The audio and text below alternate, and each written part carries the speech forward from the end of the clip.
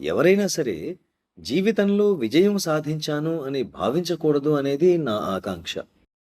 Even if that idea comes that I have become successful,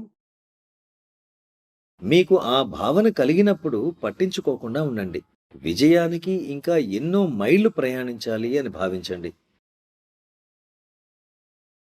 ప్రాపంచిక విషయాల్లో విజయం కూడా ఒక రకమైన విజయం అయినప్పటికీ, అది అసలైన విజయం కాదు.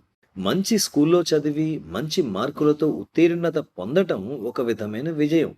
అలాగే మంచి ఉద్యోగం సాధించటం, జీవితంలో ఉన్నతంగా స్థిరపడటం కూడా విజయమని చెప్పచ్చు. लेकिन जब हम आध्यात्मिक बात करते हैं, అయితే మనం ఆధ్యాత్మికత గురించి మాట్లాడుకుంటే, ఆధ్యాత్మిక యాత్ర అనంతమైనది. ఈ యాత్రలో మీకు విజయం సాధించాను అనే భావం ఎప్పుడూ కలగకూడదు. ఇంకా ఇంకా ప్రయత్నించాలి. భగవంతునిపై ప్రేమ చిగురిస్తే, ఆయన్ని స్వల్పంగా ప్రేమిస్తే ఇందులో మనం విజయం అందుకోలేము. ఆ ప్రయత్నం అనేది అనంతంగా ఉండాలి. అనంతమైన దాన్ని పొందాలంటే మన కృషి కూడా అనంతమైనది అయి ఉండాలి. కనుక మీ కృషికి స్వస్తి చెప్పే ఆలోచన మీ హృదయంలోకి చేరనివ్వకండి.